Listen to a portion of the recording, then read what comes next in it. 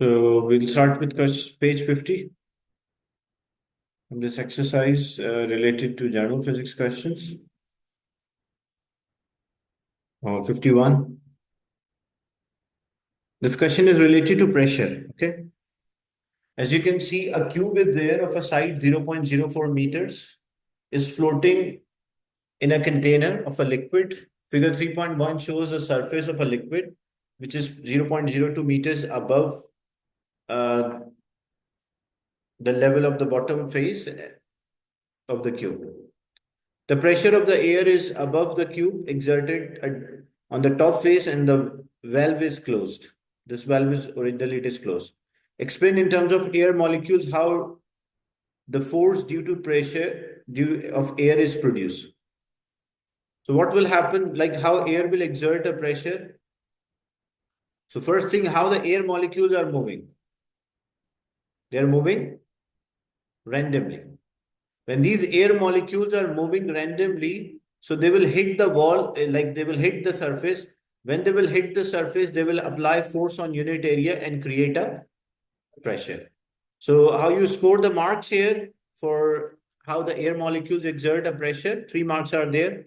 One thing, air molecules are moving randomly, collide with the surface, the top face, exerted force on a unit area, which create a pressure.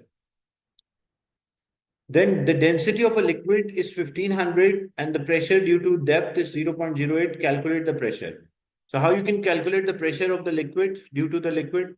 Pressure exerted by the liquid depends on the density, gravity, and depth. You have to memorize these formulas. So density is 1500, gravity is 9.8, and the depth is how much? 0.08. So 0.028. So 0.028. What's the answer for this? 0.028 times 9.8 times 1500.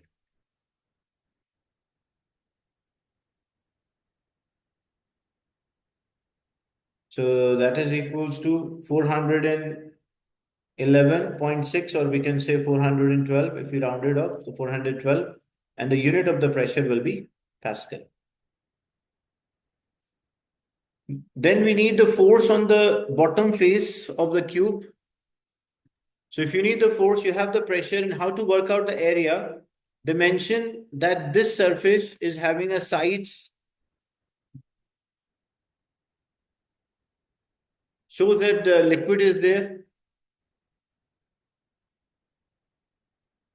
The cube of sides 0.04. So means this cube will have the sides of 0.04. Means this is 0.04 and this will also be 0.04. So how to find the area of the cube? It will be 0.04 square. So if I need the pressure, if I need the force,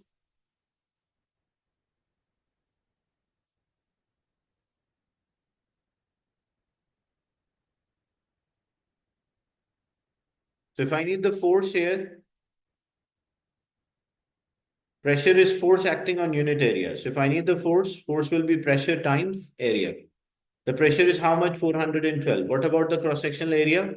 The cross-sectional area will be 0.028 square. Why?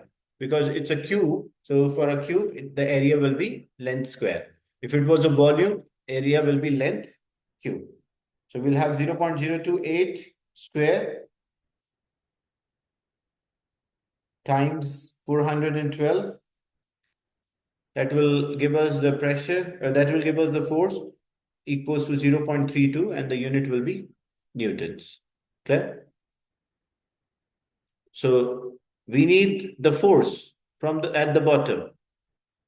So if you need the force is pressure times the area, because pressure is force acting on unit area. If I need the force, the pressure times the areas. Okay?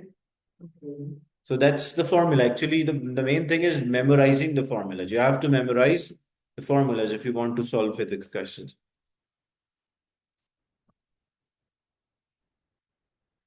The next is valve is open and the liquid is pumped into a container. The surface of a liquid rises a distance of a 0.034. The cube remains floating with the bottom face 0.028 below the surface.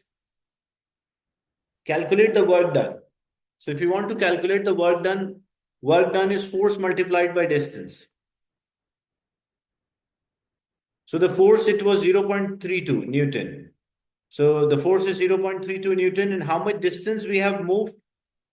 Because as the valve is open, the cube was there.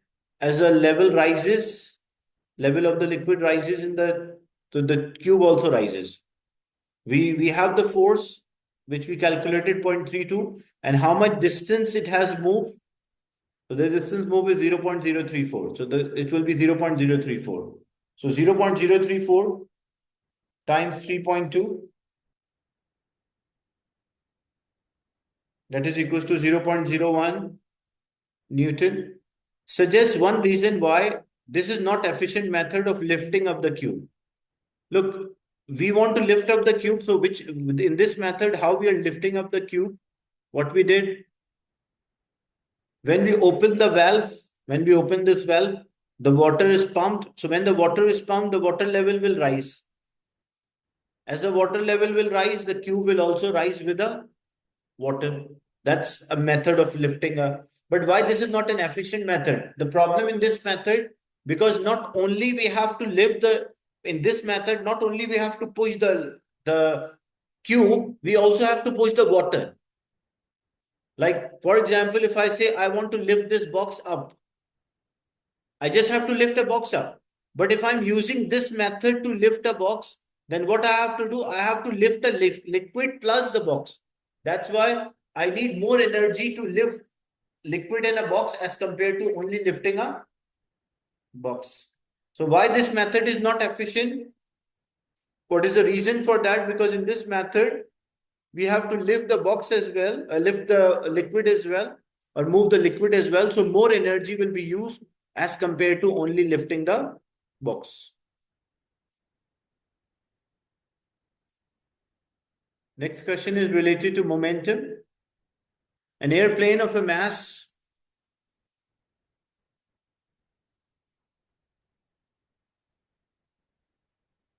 airplane of a mass 2.5 exponent 5 kilogram moving at a speed of 62 meters per second and decelerate on a runway until reaches a speed of 6 meter per second in 35 seconds. What is the acceleration? We calculate acceleration or deceleration by the same formula. The only thing we'll get a negative answer. So the final speed is 6, initial speed is 62, and the time interval is 35. So it is 56 divided by 35. What is 56 divided by 35? So that's equal to 1.6, and unit of acceleration is meter per second. It will be negative, but we don't have to write negative. We just need a magnitude here. Yeah, 1.6. Then the resultant force acting on the airplane. So if we need a resultant force is a product of mass and acceleration. The mass is 2.5 exponent 5, and the acceleration is 1.6. So 1.6 multiplied by 2.5, 10 raised to the power 5. What's the answer?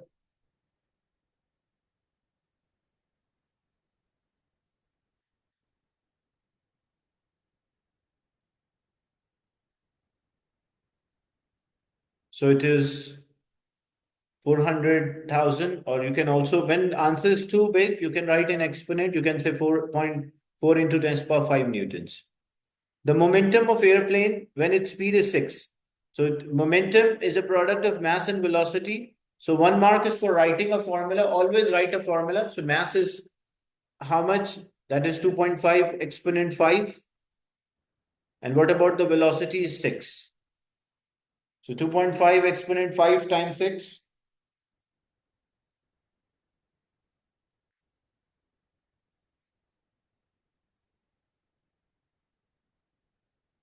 So we'll get as 1.5 exponent 6, and the unit of the momentum kilogram meters per second. Then we have to sketch a graph at t is equals to 35, airplane stop decelerating. In a distance time graph, the term d, and then it move at a constant speed. If I want to show a deceleration of a distance time graph, means the speed decreases. So slope should decrease. And then from 35 seconds to 50 seconds, they mention it move at a constant speed. So distance time graph, how we represent a constant speed? By a straight line. So here, this is decelerating. And here we have a constant speed or no acceleration. Because in a distance time graph, if a speed increases, this will be the shape of graph. Speed decreases, this will be the shape of graph. And if it's a constant speed, what will the shape of the graph? It will be a straight line.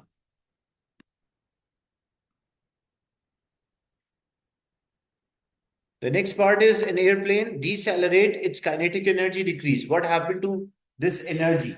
If an airplane is decelerating, like it's slowing down, what happened to the kinetic energy? What it transformed to?